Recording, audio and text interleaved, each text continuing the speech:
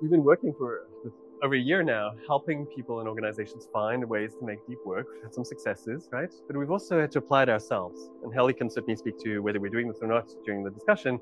But we've had to eat our own dog food, I think is the one. So we use 7 techniques ourselves that have helped us to find time for deep work. So one is we control our calendar by designing our time. I'll give you a template for that in a few slides. We use time blocking, right? We make it enough time by using flex time blocks really well. I'll talk to you about that.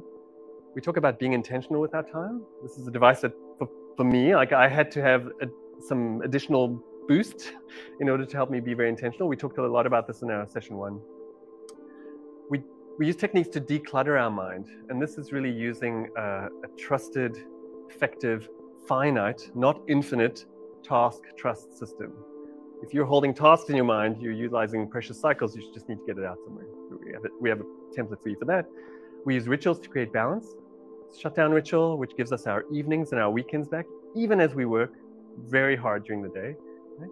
And we use team norms to create space for everyone to do this well.